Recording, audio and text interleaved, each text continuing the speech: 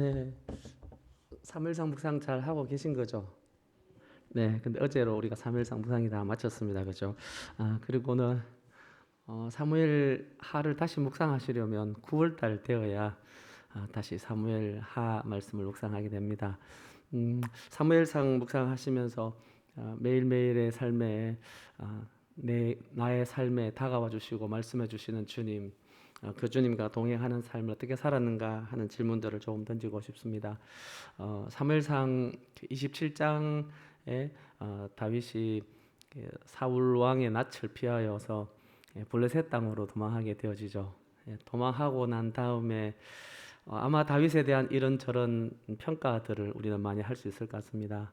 근데 그 다윗이 블레셋 땅으로 도망했을 때 다윗은 무엇 때문에 블레셋 땅으로 도망할 수밖에 없었을까라고 하는 것을 저희가 조금 돌아보면서 때로는 다윗의 삶에 우리가 볼 때는 실수하는 삶이고 실패하는 삶 같지만 여전히 하나님은 그 속에서 자기 백성을 돌보시고 하나님의 손길을 살아계신 하나님이 다윗의 삶을 인도해 주셨음을 저희는 또 27장 말씀부터 30장, 31장 오늘에까지 묵상하게 되어진 것 같습니다. 저도 다윗 사무엘상 묵상하면서 사무엘상의 주제가 무엇일까 하는 것을 저희 함께 살폈었죠. 그때 저희 주제 제목이 뭐였는가 하면 혹시 사무엘상의 큰 주제가 무엇인지 기억나십니까? 사무엘상을 묵상하면서 붙잡아야 될 질문이 있었습니다. 그 질문이 하나님은 왜 왕정을 허락하셨는가 라고 하는 것이었습니다.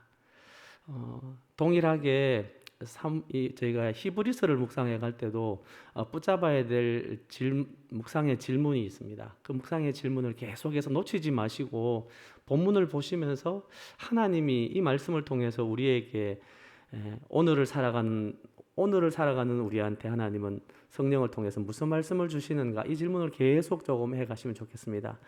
조재천 목사님이 그렇게 히브리서의 주제를 기록해 뒀습니다. 일상 속에서 대제사장을 따라 성소로 나아가기.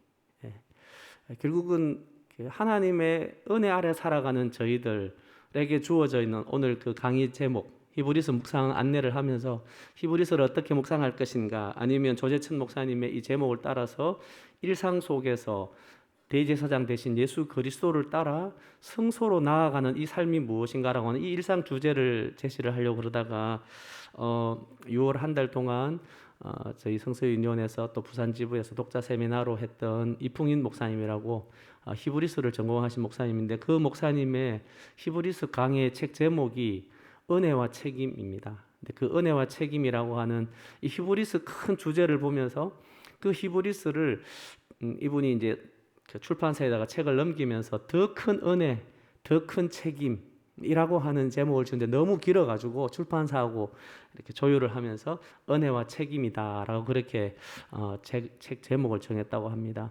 여러분, 그 히브리서의 말씀을 그 전공하고 온 그 목사님의 이야기거든요. 저는 그 강의를 계속 내내 듣는 동안에 이 강의를 내가 어디까지 믿고 따라가야 되지? 왜냐하면 지금껏 들어왔던 히브리서를 보는 시각하고 다른 시각을 그 목사님을 통해서 계속해서 소개를 받았습니다. 여러분, 계속 이 히브리서 말씀들을 묵상해 가시면서 하나님이 우리에게 주신 은혜가 더 큰 은혜, 구약 백성들이 누리는 은혜보다 더 큰 은혜를 이미 우리는 신약 백성으로 누리며 살아가고 있는데, 신약 백성이 여전히 구약의 관점을 가지고 구약을 읽어내는 게 아니라 구약을 신약 백성으로서 새 언약 백성의 삶으로 더 큰 은혜 입은 자의 삶에서 구약의 이야기를 어떻게 읽어낼 것인가 하는 이야기입니다. 이건 무슨 이야기인가 하면요, 히브리서의 이야기는 성경에 있는 학자들이 그렇게 이야기합니다. 신약의 레위기다. 거룩한 하나님하고 어떻게 동행할 수 있는가? 그 하나님 앞에 나가서 동행하는 길은 제사장들의 그 손에 피를 가지고 오야만 하나님 앞에 나아갈 수 있었던 거잖아요. 그리고 1년에 한 차례씩 대제사장이 나아갑니다. 그런데 그런 대제사장의 그 수고로움과 중재가 없이 이제 누구로 말미암아 나갈 수 있는가 하면 그리스도 예수로 말미암아 언제나 우리는 하나님의 은혜의 보좌 앞에 담대히 나아갈 수 있는, 오늘도 우리 가운데 교회에 나오시면서 희생양을 잡아서 아니면 번제물을 드리거나 소제를 가지고 하나님 앞에 나오신 분 아무도 안 계시잖아요. 근데 오늘 우리에게 이게 은혜가 얼마나 큰 은혜인가 하면 더 큰 은혜라는 겁니다. 근데 그 더 큰 은혜를 입은 백성들에게 우리에게 요청하는 게 더 큰 책임이 있더라. 그 더 큰 책임을 어떻게 누려가야 되는가 하는 제목이 있어서 히브리서 묵상하는 우리 성도님들과 함께 또 영상으로 나중에 이 강의를 들으실 우리 성도님들과 함께 더 큰 은혜를 입은 우리들이다. 그러면 도대체 우리가 입은 더 큰 은혜랑 어떤 은혜지? 그게 그 은혜가 어떤 은혜일까?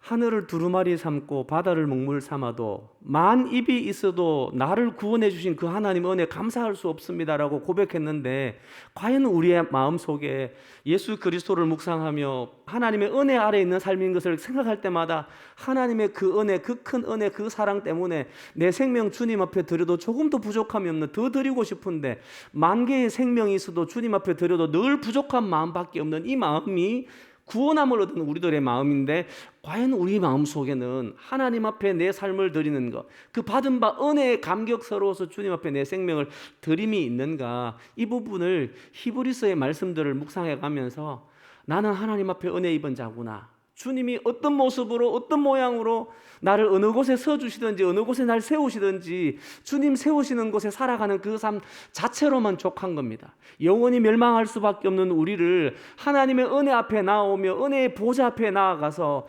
하나님을 아버지라 부르고 하나님을 예배하고 찬양할 수 있는 자로 불러주신 것, 이게 얼마나 큰 은혜입니까? 우리는 이 큰 은혜 입은 자로 은혜 아래 있는 삶으로 어떻게 살아가는가를 히브리서의 말씀들을 늘 묵상해 가시면서 점검해 보시기 원합니다. 하나님, 제가 하나님께부터 받은 바가 은혜가 어떤 은혜입니까? 가끔 우리 신앙생활하면서 이럴 때가 있잖아요. 하나님, 제가 주님 앞에 이렇게 삶을 살았습니다. 주님 하라는 대로 제가 순종해서 삶을 살았는데 왜 제게 이런 곤고한 삶이, 하나님이 지시하시는 대로 따라 살아가는데 왜 저에게는 어려움이 일어납니까? 라고 할 때가 있잖아요. 그럼 우리는 사무엘상 묵상하면서 사무엘상 23장 말씀 속에 다윗이 하나님에게 묻습니다. 하나님, 블레셋 사람들이 그일라 백성을 침공해 왔는데 제가 그일라로 내려가서 이 그일라 사람들을 블레셋 사람에서 손에서 건져야 되겠습니까? 물었습니다. 그럴 때 주님 뭐라 그러시죠? 내려가서 블레셋 사람들의 손에서 그일라 사람을 구원하라 그럽니다. 그래서 내려가서 그일라 사람을 구원했습니다. 근데 조금 있자가 하니까 누군가가 사울에게 밀고를 해가지고 사울이 지금 그일라 쪽으로 와서 그일라 성 안에 들어가 있는 다윗, 성 안에 갇힌 도간에 든 지다 해서 지금 잡으러 온다는 거예요. 그러면 어떻게 해야 됩니까? 그일라 사람들은 목숨을 걸고 다윗을 보호해 줘야 되겠죠. 숨겨주든지 어떻게 되잖아요. 근데 다윗도 묻습니다. 하나님, 그일라 사람들이 저를 사울 왕의 손에 넘기겠습니까? 그럴 때 하나님은 다윗에게 뭐라고 말씀합니까?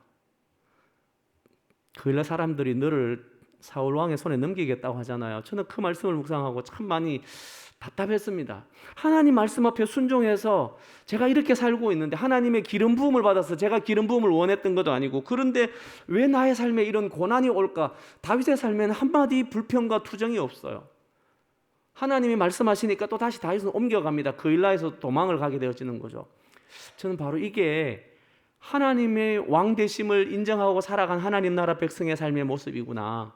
이게 은혜 입은 사람의 모습이라는 거죠. 살아계신 하나님을 신뢰하며 내가 이렇게 주님 앞에 순종했는데 왜 나에게 이런 고난의 삶이 있습니까? 순종했는데 왜 결과는 영 다른 삶이 나에게 일어납니까? 라고 하는 원망과 불평이 일어날 그 즈음에도 여전히 내 삶의 주인을 하나님으로 고백하며 은혜 입은 자의 삶을 살아가는 그 모습은 남다르다는 거죠. 그게 다윗의 삶이 그러했습니다. 그런데 그 다윗보다 더 큰 은혜를 누리고 있는 사람이 있다라는 겁니다. 누구입니까? 다윗이 누리지 못한 은혜를 누리고 있고, 다윗이 누리지 못한 안식을 누리고, 다윗이 누리지 못한 하늘의 임재를, 하늘의 성소를 날마다 들어갈 수 있는 더 큰 은혜를 입은 자가 누구인가 하면 바로 저와 우리 성도님들이라는 겁니다. 오늘을 살아가는 신약 성도들은 더 큰 은혜를 입었습니다. 근데 과연 우리 안에 그 은혜 입은 자로서의 일상의 삶들 속에 하나님의 통치와 다스림을 받으며 일상 속에서 그 하나님의 은혜 아래 하나님 백성의 합당한 삶, 더 큰 책임을 우리가 어떻게 누리고 있는가라고 하는 부분입니다. 그래서 이 히브리서에서는 엄중한 경고들이 5번의 경고가 등장합니다. 그리고 그 5번의 경고들을 나중에 조금 더 같이 한번 살펴보도록 하겠습니다. 자, 그러면 일상 속에서라고 그렇게 이야기하죠. 네. 자, 한번 꼽아 보겠습니다. 혹시 되시면 조금 봐주십시오. 연결됐나요? 네, 감사합니다. 음, 매일 성경에 있는 그 교재대로 그렇게 가보려고 합니다. 맨 처음에는 좀 시작하면서 늘 열고요. 그리고는 히브리서 묵상을 어떻게 해야 될까 하는 자세 이야기를 조금 하고, 매일 성경 안내편을 보시면 같이 한번 펴보겠습니다. 16페이지입니다. 16페이지부터 보면 들어가는 말, 본문의 구조, 또 주요 내용, 핵심 메시지 나가는 말 이렇게 있습니다. 그래서 제가 시간 안에 그렇게 한번 시간을 맞춰 보겠습니다.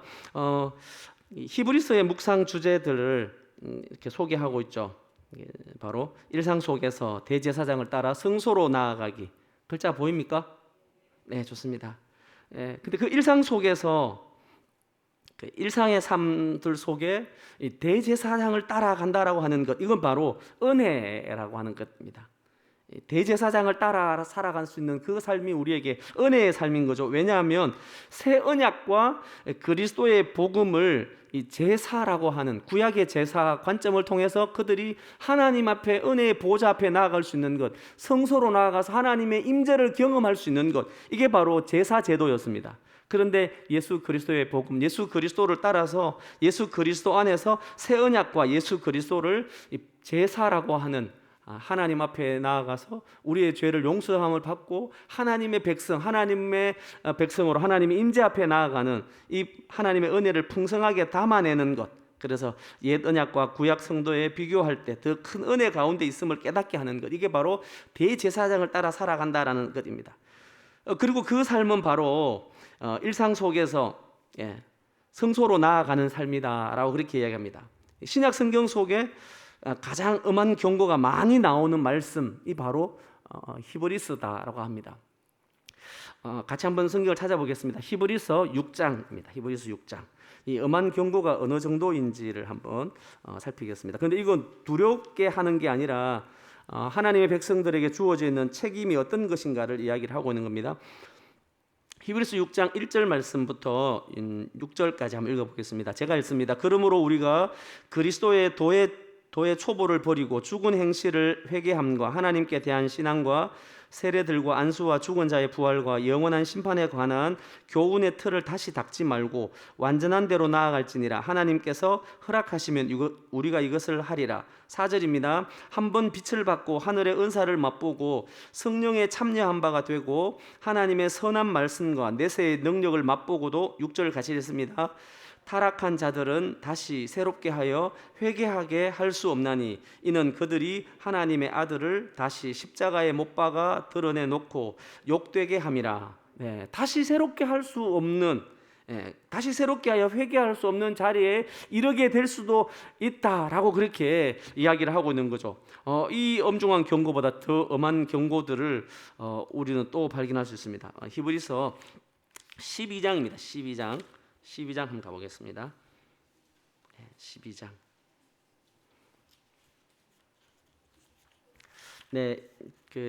같이 이 부분을 또 좀 발견하게 되어지는데요.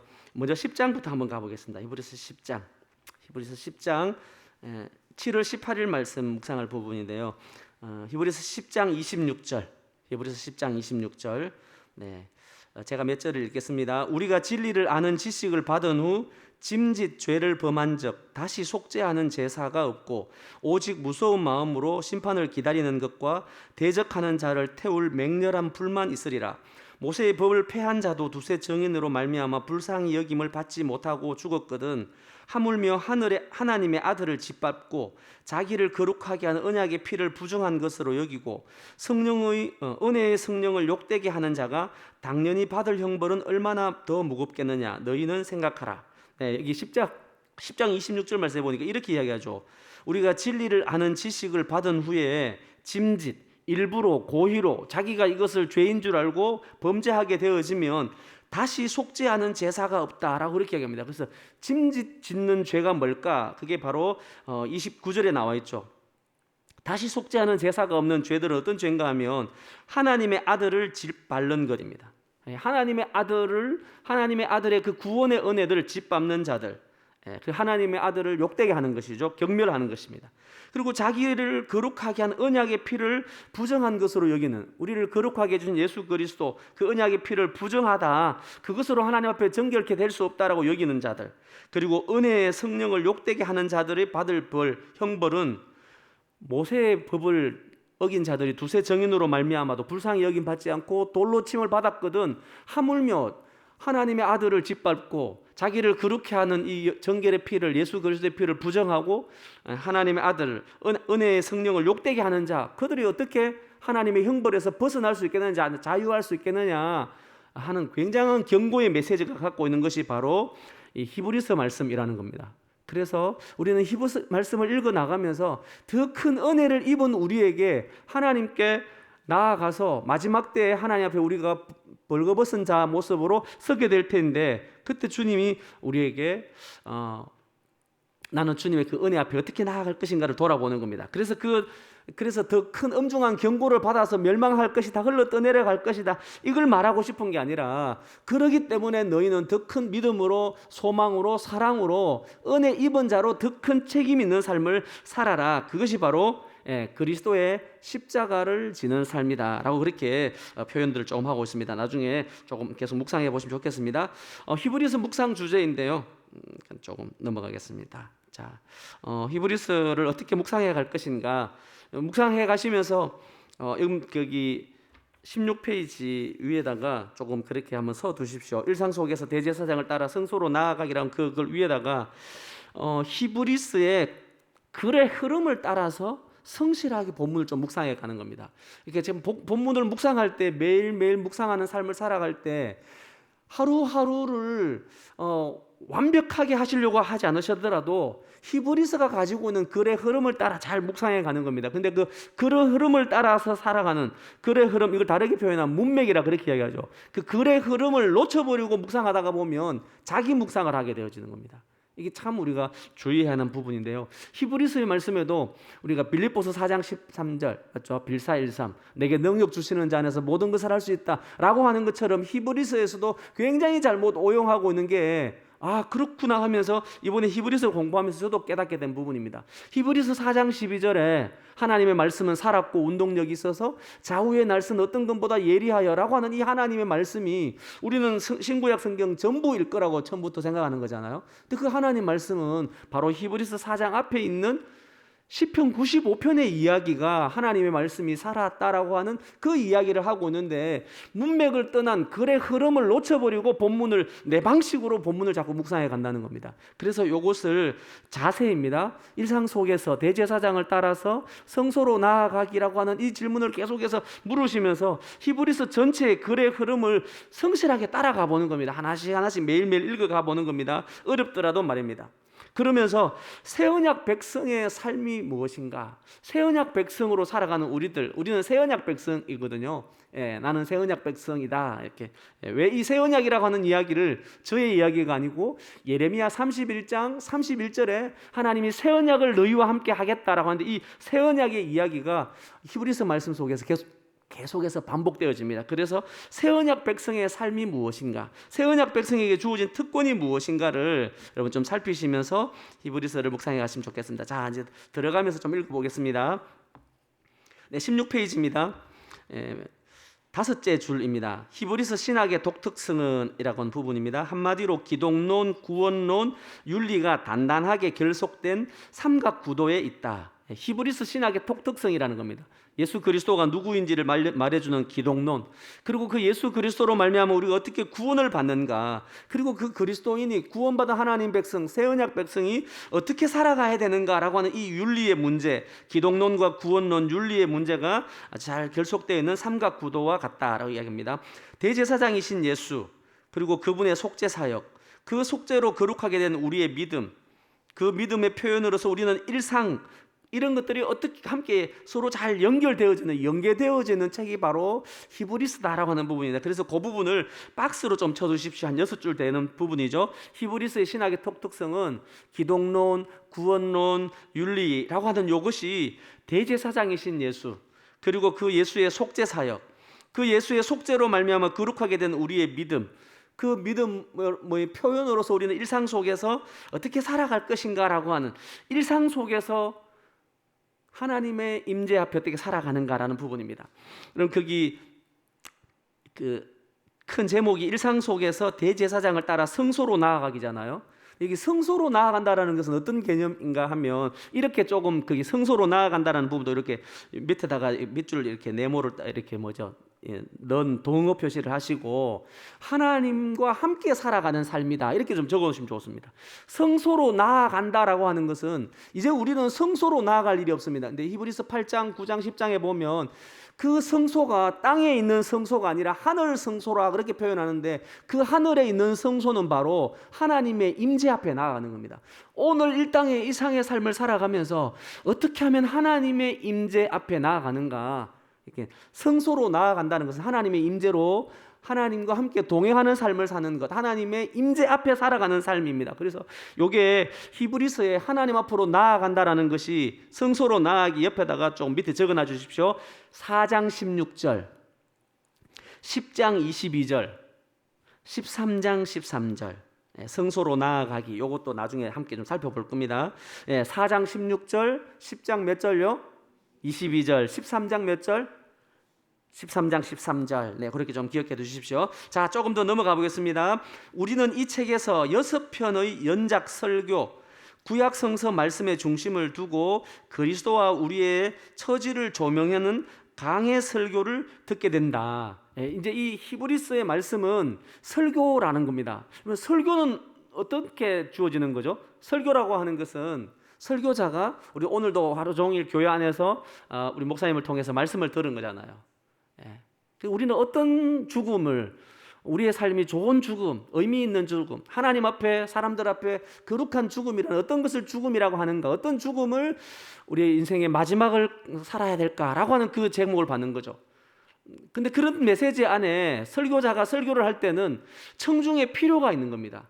청중의 필요를 돌아보고 우리 공동체에게 가장 필요한 메시지를 전해주는 게 바로 설교입니다. 이게 바로 설교인 거죠. 설교학인 거죠. 근데 히브리서 저자는 6편의 설교를 계속해서 하고 있습니다. 그 이풍희 목사님은 이 설교를 몇 편이라고 소개하는가 하면 9편의 설교다라고 그렇게 소개하는데, 이게 이제 6번에 3개의 설교가 포함되어져 있다라고 그렇게 그분은 본문을 좀 이렇게 구조를 분석합니다. 다르게 표현하면 이런 이야기입니다. 도대체 왜 이렇게 설교를 했을까? 이 설교를 하게 되어진 것은 바로 이 설교를 듣는 청중의 상황이 있다라는 거죠. 그래서 경고의 메시지가 몇 번 등장하는가 하면 5번에 등장합니다. 이 히브리서의 상황이 어떤 상황일까? 뒤쪽으로 한번 가보겠습니다. 몇 페이지인가 하면요, 21페이지입니다. 21페이지. 그래서 이 히브리서를 설교했는데, 이 히브리서 저자가, 히브리서 기록자가 설교하면서 어떤 상황을 염두에 두고 있는가 하면 오늘 배교의 상황이 있다라는 겁니다. 이 배교의 상황을 두고 이 배교의 상황에 맞는 메시지를 하고 있기 때문에 우리는 히브리서를 읽으면서 우리에게 오늘 지금 나에게 바로 주는 메시지가 아니라 이 사람들이 갖고 있었던 배교적 상황이 무엇인지를 잘 이해해 가면서, 그러면서 오늘 우리에게 주는 메시지를 읽어가는 겁니다. 자, 21페이지 왼쪽 단위죠. 밑에서 한 12번째 줄 되어집니다. 새로운 문단으로 되어지는데 배교에 대한 경고 모티브 이렇게 되어 있죠. 찾으셨습니까? 네, 21페이지입니다. 네, 배교에 대한 경고 모티브는 히브리서 전반에 걸쳐 다채롭게 나타난다. 복음을 듣고 회심하여 신자가 된 사람이라도 참고 견디지 못하거나 신앙의 가르침을 굳게 붙들지 않으면 흘러 떠내려 갈 수 있다. 2장 1절부터 4절이죠. 여기다가 경고 1이라고 적어 주십시오. 경고 1. 이게 경고 1입니다. 복음을 듣고 회심하여 신자가 된 자라 할지라도 참고 견디지 못하면, 이 참고 견딤의 걸음을 걸어가신 분이 있는데 그분이 누구이신가 하면 바로 대제사장 되신 예수 그리스도입니다. 그래서 이 히브리서를 어떻게 읽을 것인가 속에 일상 속에서 대제사장을 따라라고 적혀 있는 거잖아요. 그 대제사장이신 예수 그리스도는 하나님이심에도 불구하고 하나님의 형상이요, 하나님의 본체의 형상이시고 하나님의 아들이심에도 불구하고 그분이 이 땅에 오셔서 십자가의 그 고난을, 부끄러움을 개의치 않고 그 십자가를 지고 가신 겁니다. 그래서 바로 참고 견디지 못하거나 신앙의 가르침을 굳게 붙들지 않으면 흘러 떠내려 갈 수 있다라고 하는 이 경고를 주고 있는 것이 이 히브리서의 독자들의 상황이라는 겁니다. 환난 가운데, 역경 가운데 있어서 그들이 이 고난 가운데 더 이상 예수 그리스도를 믿을 만한 힘을 가지지 못하는 겁니다. 여러분 그 옆에 단에 보면 나가는 말 있죠.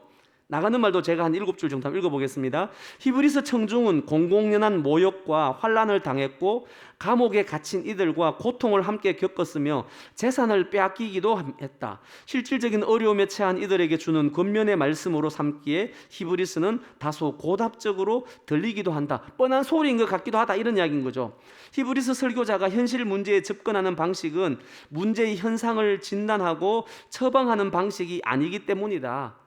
그래서 이 히브리서 저자가 해결하고 있는 그 방식은 다시 누구에게로 돌아가는가 하면 예수 그리스도, 우리의 대제사장 되신 예수 그리스도는 그가 이 땅의 삶을 살아실 때 그분이 어떤 삶을 사셨던가, 그래서 그것이 바로 새 언약 백성에게 주신 새로운 법이다라고 하는 겁니다. 새 언약 백성이 살아가야 될 새 법은 무엇인가 하면 바로 예수 그리스도, 그분이 당하셨던 고난의 삶을 살아가면서 살아가는 것이다. 고난을 받으면서 살아가는 삶이다 라고 이야기하고 있습니다. 이것은 나중에 히브리서 11장 이야기할 때 잠깐 또 더 살펴보겠습니다. 자, 두 번째입니다. 잘 알려진 배교 본문, 히브리서 6장 4절부터 8절 있고 10장 26절에서 31절 이렇게 되어져 있죠.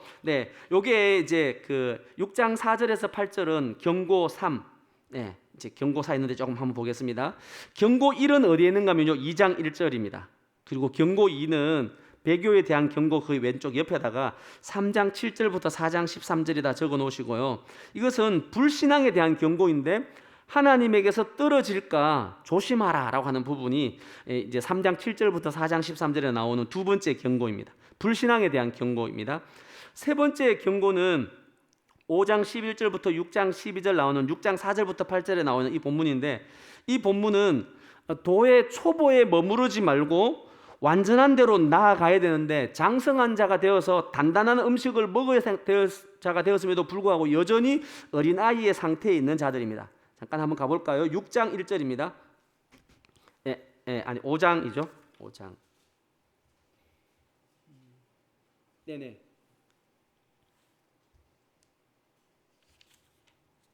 6장 맞습니다. 5장이네요. 5장 11절. 12절 제가 읽습니다. 때가 오래되었으므로 너희가 마땅히 선생이 되었을 터인데 너희가 다시 말씀의 초보에 대하여 누구에게서 가르침을 받아야 할 처지이니 단단한 음식은 못 먹고 젖이나 먹어야 할 자가 되었도다. 이는 젖을 먹는 자마다 어린아이니 의의 말씀을 경험하지 못한 자요, 단단한 음식은 장성한 자의 것이니 그들은 지각을 사용함으로 연단을 받아 선악을 분별하는 자들이니라. 지금 예수 그리스도로 말미암아 새 대제사장 되신 예수 그리스도를 따라 큰 은혜를 입은 그들은 어떤 자인가 하면 이제는 도의 초보를 계속해서 닦는 자가 아니라, 그래서 이 도의 초보가 무엇이라는 겁니까?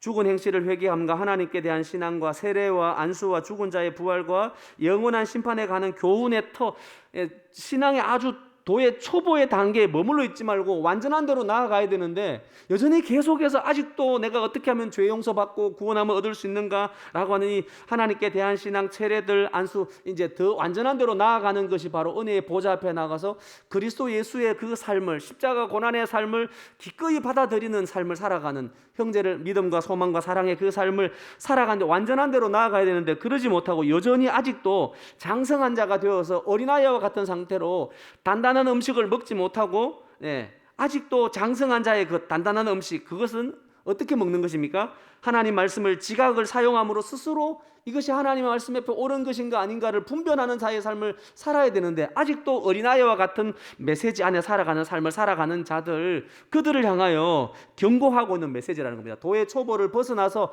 장성한 자로, 완전한 자로 성숙하여져 가라라고 하는 이야기입니다.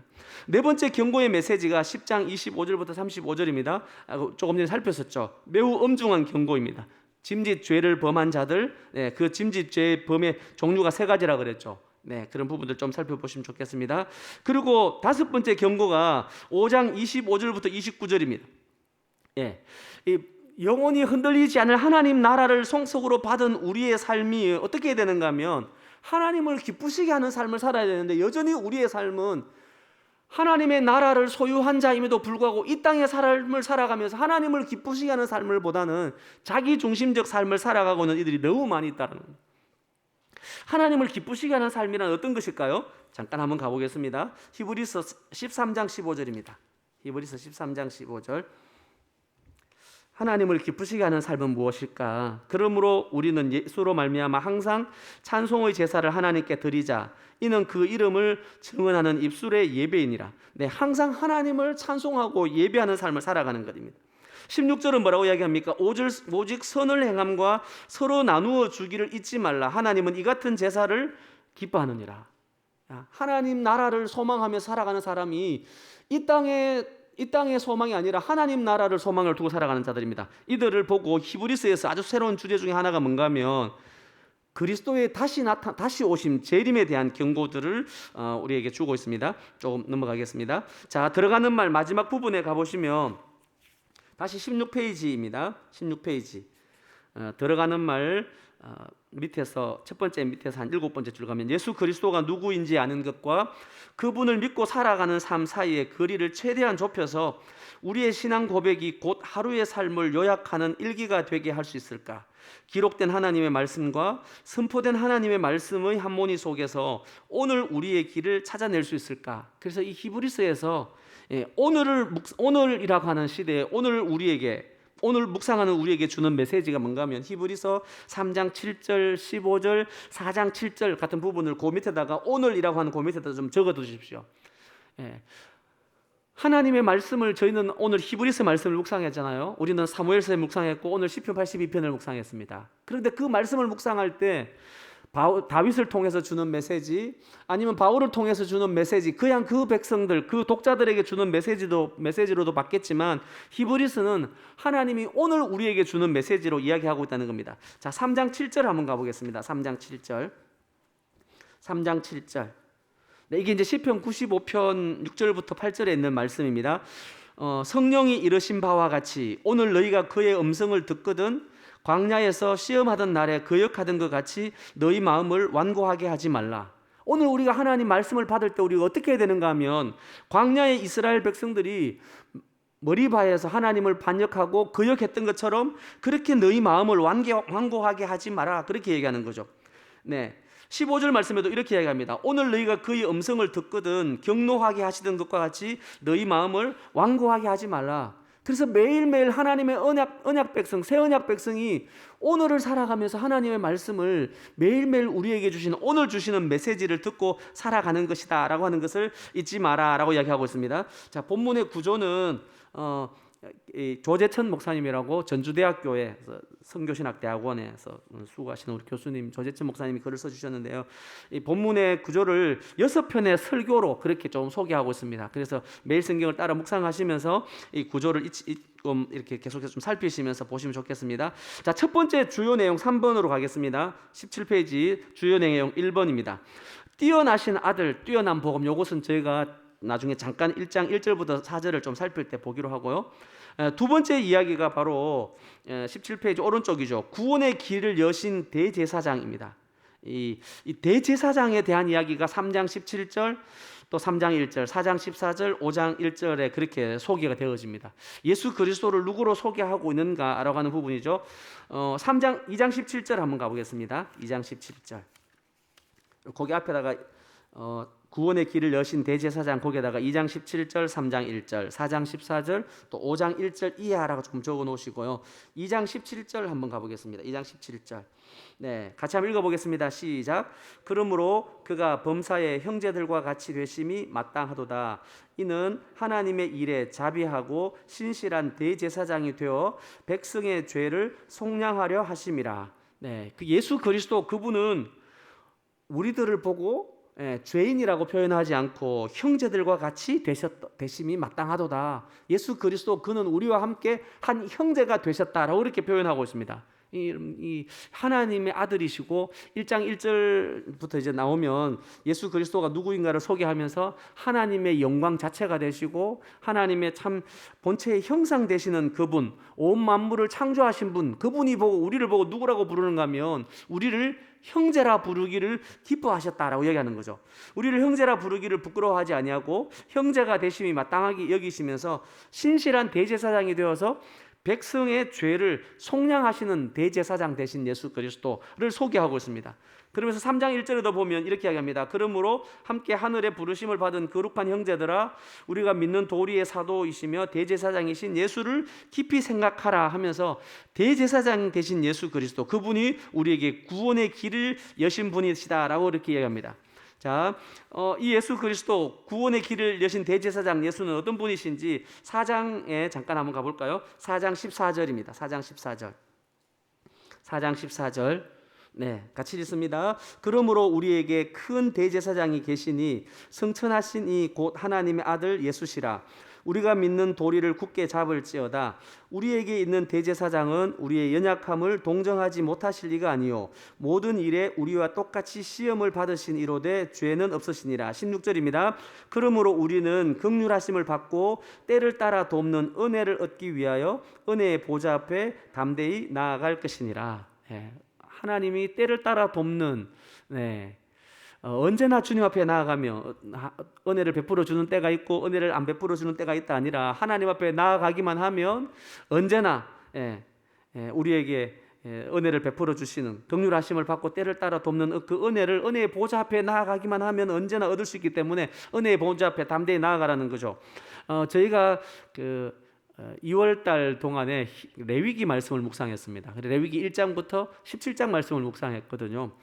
다시 8월 달에 가면 또 레위기 말씀을 묵상하는데 8월 달에 7, 8월 매일 성경을 보시면 8월 1일부터 레위기 18장부터 27장까지를 다시 묵상하게 되어집니다. 근데 이 레위기 말씀에 이스라엘 백성들이 하나님 앞에 나아가는 것은 결코 일반 백성이 나아갈 수가 없습니다.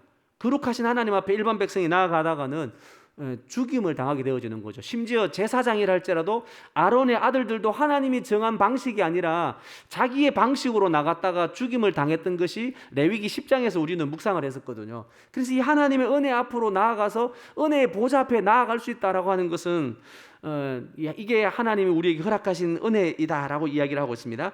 자, 그러면서 세 번째는 오늘 우리에게 남아있는 안식, 이 히브리서의 말씀들 통해서 중심 주제로 주요 내용으로 살피게 되어질 것입니다. 그건 조금 읽어보시면 도움을 받을 수 있을 것 같고요. 네 번째는 멜기세덱이라고 하는 렌즈로 본 예수의 대제사장직입니다. 이 부분은 조금 나누고 싶습니다. 왜냐하면 이 히브리서 말씀들 속에 왜 대제사장직에 대한 이야기를 하면서 멜기세덱의 계열을 따라서 멜기세덱의 반차를 따라서 이 제사장들이 6개월씩 이 제사장직의 계열을 반차를 따라서 순서를 따라서 제사장직을 수행을 하게 되어집니다. 그런데 예수님은 누구의 계열을 따른 제사장인가를 소개하면서 멜기세덱의 계열, 멜기세덱의 순서를 따라서 되어진 대제사장이라 그렇게 이야기하고 있다는 겁니다. 왜냐하면 이것은 이게 그 히브리서를 읽어 나가면서 나와 있지 않는 부분에서 조금 이해를 하시기를 원해서 조금 안내를 드리고 싶습니다.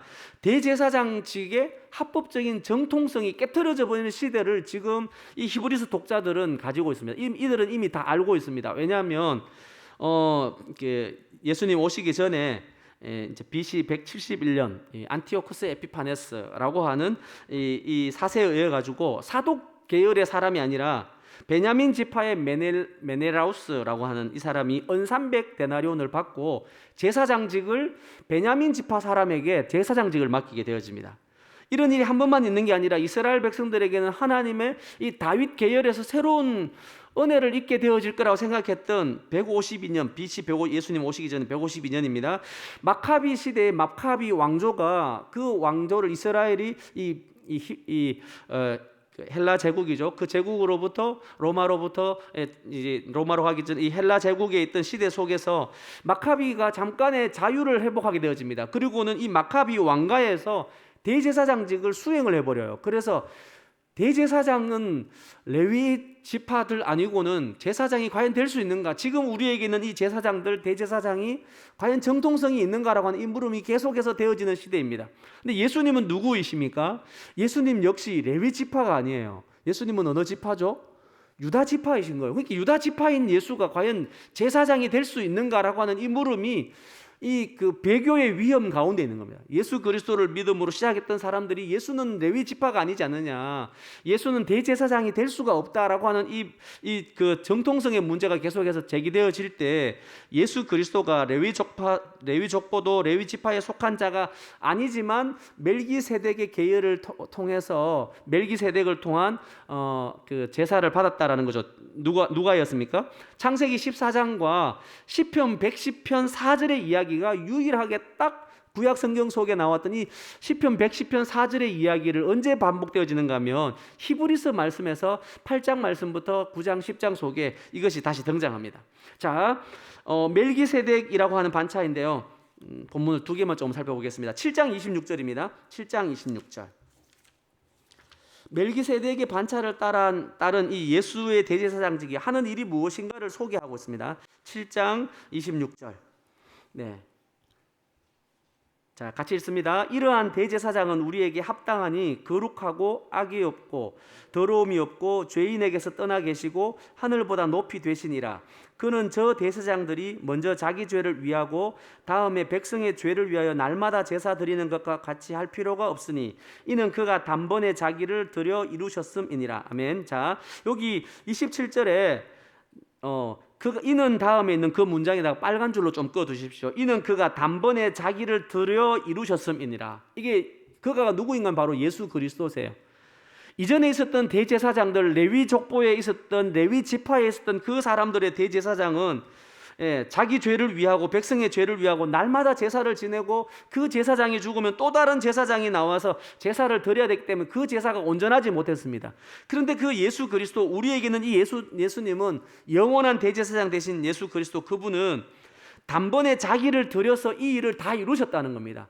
구약의 제사장들이 이뤘던, 대제사장이 1년에 한 차례에서 이루었던 이 일들을 우리의 대제사장 되신 예수님은 단번에 자기를 드림으로, 염소와 황소의 피가 아니라 자기 자신의 생명을 드림으로 단번에 자기를 드려서 이루셨다라고 하는 요게 히브리서 7장 27절에는 요 이야기가 앞으로 이루어질 히브리서 8장, 9장, 10장의 전체 내용을 한 문장으로 기록해 둔 겁니다. 그래서 거기다가 7장 27절에는 여기에 빨간 줄로 줄을 꺼 두시고요. 8장부터 10장의 핵심 내용이다, 이렇게 보시면 됩니다. 그래서 8장부터 9장, 10장은 단번에 자기를 드려 영원한 제사를 이루신 예수 그리스도에 대한 이야기들을 하고 있습니다. 네, 더 못 보겠네요. 자, 6번입니다. 10장으로 한번 가보겠습니다. 네, 이게 이제 우리가 너무 잘 아는 히브리서 11장을 믿음의 장이라고 표현하잖아요. 그런데 히브리서 10장 7월 17일 묵상하게 되어질 히브리서 10장 19절부터 25절 가보겠습니다. 히브리서 10장 19절부터 25절. 네, 히브리서 10장 19절부터 25절. 제가 19절을 읽습니다. 그러므로 형제들아, 우리가 예수의 피를 힘입어 성소에 들어갈 담력을 얻었나니 그 길은 우리를 위하여 휘장 가운데로 열어놓으신 새로운 살 길이요, 휘장은 곧 그의 육체니라. 또 하나님의 집 다스리는 큰 제사장이 계심에 우리가 마음의 뿌림을 받아 악한 양심으로부터 벗어나고 몸은 맑은 물로 씻음을 받았으니 참 마음과 온전한 믿음으로 하나님께 나아가자. 자, 여기다가 참 마음과 온전한 믿음 하는 부분에 파랑색으로 밑줄을 딱 그어두시고요, 11장이라고 적어두십시오. 11장. 히브리서 10장 이제 19절부터 25절 말씀 속에 예수 그리스도의 피를 힘입어 성소에 담대히 들어가는 그 사람들이 이제 어떤 삶을 살아가는가, 일상 속에서 살아가는 그 삶의 이야기가 10장 22절에 참 마음과 온전한 믿음으로 하나님께 나아가는 믿음의 이야기를 하고 있다는 겁니다. 그래서 히브리서 11장은 참 마음과 온전한 믿음으로 나아가는 믿음의 삶이 무엇인가를 히브리서 11장에 이야기하고 있습니다. 자, 23절 같이 읽습니다. 시작. 또 약속하신 이는 미쁘시니 우리가 믿는 도리의 소망을 움직이지 말며 굳게 잡고. 네, 우리가 믿는 도리의 소망이 무엇인가, 우리가 믿는 도리의 소망이 무엇인지를 말하고 있는 장이 12장입니다. 그래서 히브리서 히브리서 12장은 우리가 믿는 믿음의 도리의 그 소망을 무엇인지, 그 도리의 소망을 굳게 붙드는 삶은 어떻게 하는 것인가가 12장에 나와 있습니다. 그래서 12장이라 좀 적어 두시고요. 그다음에 24절입니다. 24절 같이 읽습니다. 시작. 서로 돌아보아 사랑과 선행을 격려하며 모이기를 피하는 어떤 사람들의 습관과 같이 하지 말고 오직 권하여 그날이 가까움을 볼수록 더욱 그리하자. 그래서 서로 돌아보아서 뭐라고요? 사랑과 선행을 격려하는 삶을 살라. 그래서 이게 13장의 이야기는 사랑에 대한, 서로 돌아보아서 사랑과 선행을 격려하는 이야기가 13장의 이야기다라고 그렇게 이야기를 하고 있습니다. 이제 마무리하겠습니다. 새 언약 백성다운 삶이 무엇일까? 그 이야기를 하고 있는데요. 새 언약 백성에 합당한 삶. 제가 이풍희 목사님에게 질문을 한번 해봤습니다. 도대체 히브리서의 말씀을 묵상하면서 우리가 계속해서 묵상하면서 던져야 될 질문이 뭔가, 주제가 뭔가를 물어봤는데 이렇게 조금 표현해 주셨어요. 첫 번째는 그 맨 마지막에다가 21페이지 밑에다가 한번 적어 보십시오. 오늘도 하나님께서 하신 말씀으로 그 말씀이 내 마음속에서 어떤 역사가 일어나고 있는가. 하나님 말씀을 들었는데 오늘도 하나님 내게 주신 그 말씀이 내 속에 들어와서 어떻게 그 말씀이 내 속에서 일하고 있는가, 말씀이 나를 막 움직이고 있는지, 말씀 앞에 내 마음의 변화, 내 생각의 변화들이 어떻게 일어나고 있는지 자기를 잘 점검하는 삶을 살아라 라고 그렇게 이야기하고 있다는 겁니다. 두 번째는 예수 그리스도를 통하여 정결하여짐에 감사하면서 삶에서 헌신과 충성으로 반응하는 삶을 살아가는 겁니다. 그리스도 예수를 통하여 정결하여짐, 그것에 감사하면서 삶 속에서 헌신과 충성으로 반응하는 삶을 살아가는 겁니다.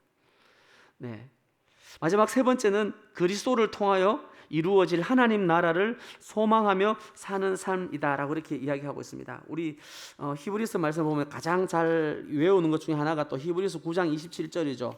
한 번 죽는 것은 사람에게 정한 것이요 그 후에는 심판이 있다라고 이야기하잖아요. 그런데 히브리서는 그 9장 27절에 한 번 죽는 것은 사람에게 정한 것이요 그 후에 심판이 있다라고 하는 이 이야기 다음에 있는 28절을 우리는 너무 잊어버리고 암송을 히브리서 9장 27절만 늘 해왔어요. 그런데 9장 28절에 보면 이렇게 이야기하고 있습니다. 이와 같이 그리스도도 많은 사람의 죄를 담당하시려고 단번에 들이신 바 되셨고 구원에 이르게 하기 위하여 죄와 상관없이 자기를 바라는 자들에게 두 번째 다친하시는 재림의 주님, 이 이야기가 배교의 상황 가운데 있는 성도들에게 다시 오실 주님, 다시 우리 가운데 나타나실 그 재림의 주님을 신뢰하면서 재림의 신앙을 갖고 어떻게 살아갈 것인가. 그래서 배교의 상황 가운데 배교하지 않게 되어지는 겁니다. 다시 믿음의 삶 가운데 너무 힘겨워서 믿음을 포기하고 싶고 옛 삶으로 돌아가고 싶습니다. 예수 그리스도를 믿는다는 것 때문에 재산을 다 빼앗겨버린 이 고난의 삶을 살아가는 성도들의 삶입니다. 오늘 우리하고는 참 무관한 삶인 것 같죠. 그런데 그런 삶을 살아가는 이들에게 다시 주님 앞에 서게 되어질 그날을 소망하며 살아간다면 어떤 삶을 살아가게 되어질 것인가. 그게 바로 일상 속에서 대제사장을 따라 성소로 나아가는 하나님의 임재 앞에 살아가는 삶이라는 겁니다. 그리스도 예수께서 사셨던 삶의 이야기는 고난 중에도 순종을 배우신 그리스도를 닮아서 인내와 순종의 삶을 살아가는 것, 이게 바로 신약 백성, 새 언약 백성 되어진 우리의 삶의 내용이다라고 그렇게 말씀하고 있습니다. 제가 기도하고 마무리하겠습니다. 좋으신 하나님,